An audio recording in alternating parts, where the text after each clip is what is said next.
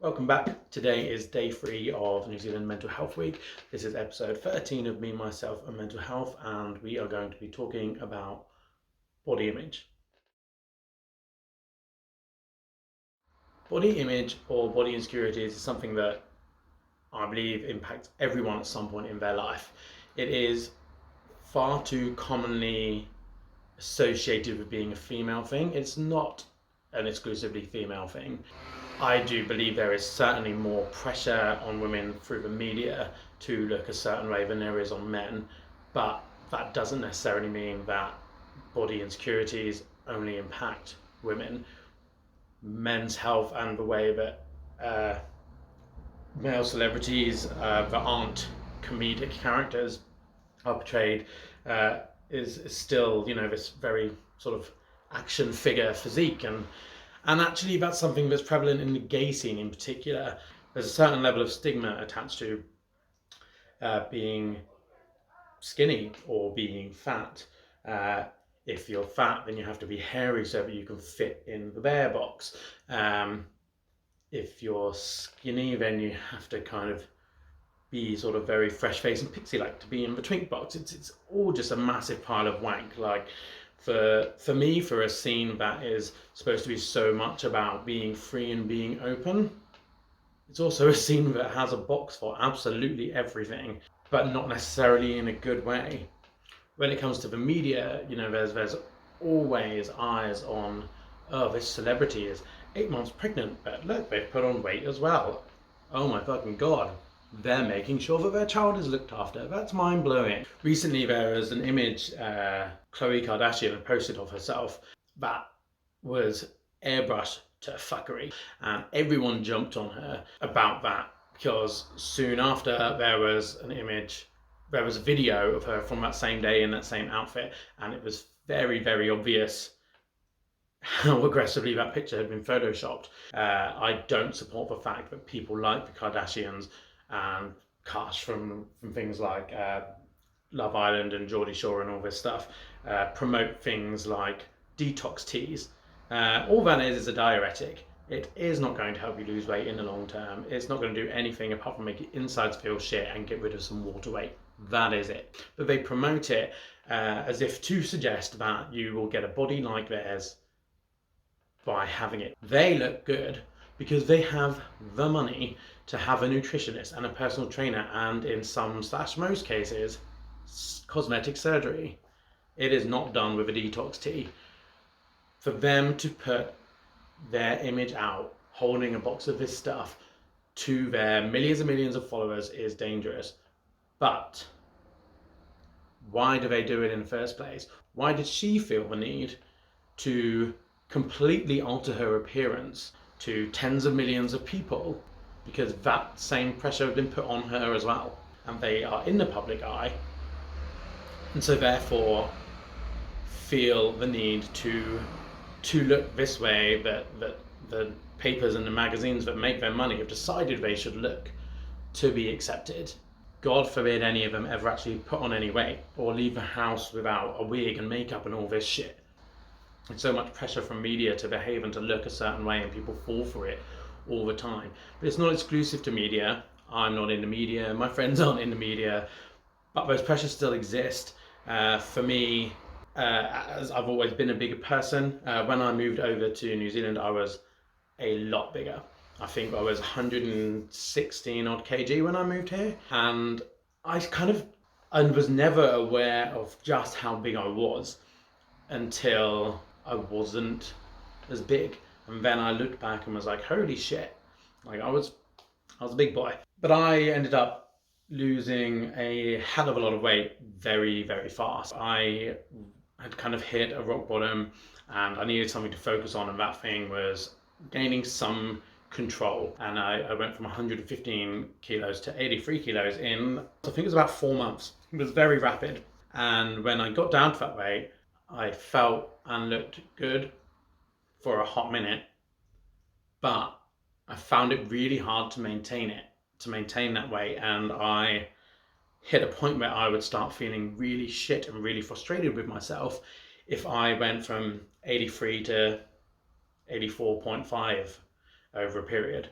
like, because I'd gotten to such a weight and such a size, I felt that anything above that had become fat. And that's a really, really unhealthy way to look at it. I was really watching my calories a lot, but once I went traveling, sort of like when I was in my best shape, and I didn't care then. I was like, I'm on holiday, don't give a fuck. I came back 3 months later and I put on like 8 kg, and I felt probably happiest then. I wasn't in bad shape by any means, but I wasn't, trying to maintain being that size.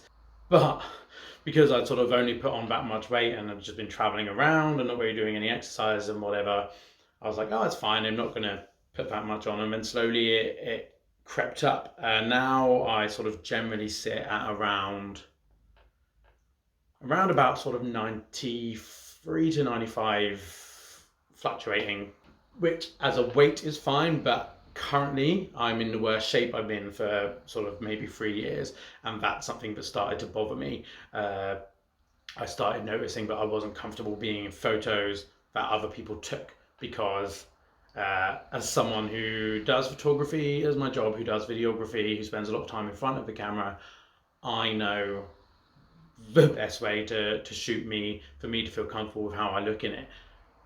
I'm not going to direct someone on a night out. I'm not going to be that one who's just like, hey, this way, let me do that photo, delete it. But I noticed I then just didn't want to be in photos. It made me really uncomfortable, and that's not cool. So at the minute, I'm sort of trying to sort of have some accountability and start watching myself again, just to get to a bit more of a comfortable a shape where I'm comfortable. Because if I'm looking in the mirror and not feeling comfortable, or not happy, or my clothes don't feel comfortable, then that's a problem. In the past, I felt very much like I had to change my physical appearance for other people when I was at my biggest.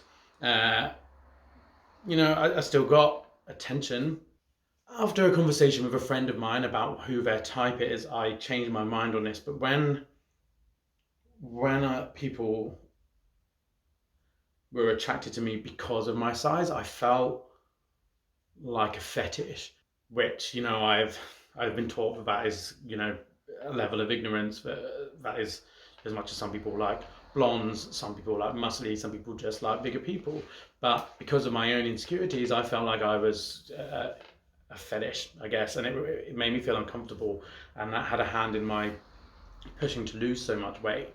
But then, once I'd lost weight, I was like, cool, I'm slimmer, but now I'm not toned, so now I have to do that. So then I felt, well, the pressure to be like that, because there was another type that people liked that I felt like I had to be like. And I say, going back to earlier in the video about the gay scene, I think it can be quite dependent on your age and where you are in it. I think for someone coming onto the scene, it can be quite a high level of pressure. It's quite unnerving to come into it for the first time anyway. You're going to feel a little bit anxious, but when you see these people who are like shirtless in a club and all confident and ripped and whatever, it can make you feel a bit insecure. I'm not a particularly insecure person. I know that I'm good value as a person. I know that there's people who have shown an interest, but that doesn't stop me sometimes feeling intimidated by other people's looks. I know I wouldn't feel comfortable dancing in a club with my shirt off at present.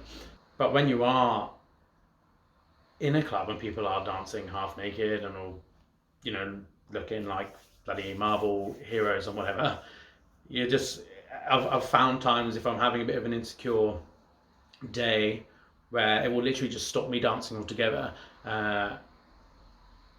And it took me quite a long time to just go, no one gives a shit. Everyone is here just dancing and enjoying themselves. You are going to stand out far more and draw far more eyes if you're just stood next to a dance floor, grasping your glass, looking uncomfortable. You don't need everyone in this room to find you attractive, that would actually just be really bloody uncomfortable. Sometimes when I struggle to get going when I'm out, I would just start dancing with my eyes closed. Because once I'm dancing, I'm off. That's it. Like, you're not pulling me away for anything unless I'm going up to a bar to get a drink. That's something I only came to once I found my happy medium. When I was at my biggest, you would never ever catch me dancing ever. I felt like everyone was looking at me when no one was, and I compared myself more to people when I was at my slimmest. Now I'm kind of like, I'm not massive, I'm not in good shape. There's no point in me comparing myself to the people who spend all day every day in the gym, because I'm not one of them. No one is going to put me next to one of them and compare us, so why should I? Everyone has good and bad days. It doesn't matter how, and this is something I learned from people around me, it doesn't matter how confident that you are as a person, you will have days where you just aren't feeling it, where every outfit you try on doesn't fit right, even if it's like something you know you usually look good in or something you usually feel comfortable in. There's just some days where it's just not for you. That's something I felt like for a long time was just me, and but I was going a bit crazy. But then I soon realised from speaking to people that everyone has those days. When I was younger, it was like, it could be quite bad. I would be getting ready for a night out, and I always would compare myself to my friends and the people around me, and I would just sort of see them looking all done up and great and whatever. And it used to stress me out so much that I would have to get ready in my room. If they were all like drinking in the kitchen or living room, I would go and get ready in my room and just listen to the music I wanted to, and I would have to kind of psych myself up and get into the right headspace to go out. But if I went, I'd get like buzzed up and then put a shirt on. If it didn't sit right when I looked in the mirror, I would get changed into something else, and then that didn't sit right, and then I just sort of get myself stressed out and pent up to a point that I just refused to go out. I was just like, that's it, music off, I'm getting into bed, fuck this, I'm not going to be seen by anyone, like, you're gross. I got really in my head about it. Time to go, time to put on your clothes, look in the mirror and not feeling those. Try again, maybe the red. Nope, not that either, throw it on the bed. What about the one that you tried on this morning when you checked your reflection and thought, yeah, I got this? Hold on, what's changed since then? It all sits different from my face to my threads. Throw that away, I'm not wearing that one. The room's getting hotter and spiraling has begun. Take a deep breath, calm down, take some more. Catch a glance at yourself and put a hole in the door. Hurry up, we're leaving now. I'll meet you there. I'm getting in my zone now. You won't meet us there. Yes, I will, I promise. You slap yourself in the face and you claim that you've got this. Just put your tunes on, sit down and zone out. Get in the world and drown your own voice down. You want to know what I think? Time for some rum. 10-minute dance party. 3, 2, 1. That's so much better. You danced it off. But before you get going, are you sure about that top? Drop the mirror, kick the chair. No calming down now. The show must go on. They're expecting you in town. Push your feet to the ground and shout as loud as you can with your fists clenched tight and your heart in your hands. Okay, it's out of your system. Just wear something black. Just get to the door. Just don't turn back. Just get in a taxi, you'll be happy when you're there. Just look, who cares if they stare? Just take a shot. Just do a line. Do 9, you'll be fine. You won't remember the night anyway. I told you, it's fine. You're too far gone now, you're living in your head. Just give up on the night. Just get into bed. So that was something that I lived with constantly in my 20s. It very, very rarely happens now. It does very occasionally happen. Sometimes I will just, if you're having a bit of a, I don't know, just a bit of a bloated day, I guess, and just your go-to shirt doesn't fit right, I'll look in the mirror and I'll get pissed off, I'll get stressed out, and then I'll just walk away. I'll walk away and I'll take a deep breath, count to 10, and just walk back to the mirror once I've calmed down. Fuck it, doesn't matter. You're going out with your friends to have a good time. You're with people who love you and you're in their company, and they don't care what you look like, you shouldn't care what you look like. Just go and enjoy yourself. I do trip up every now and then because I'm human, and I do have to remind myself that, I look fine. It's still 21 kgs lighter than I was. I still done that. So I'm good. So that's me for this time. Tomorrow I'm gonna talk about anxiety. I will see you then.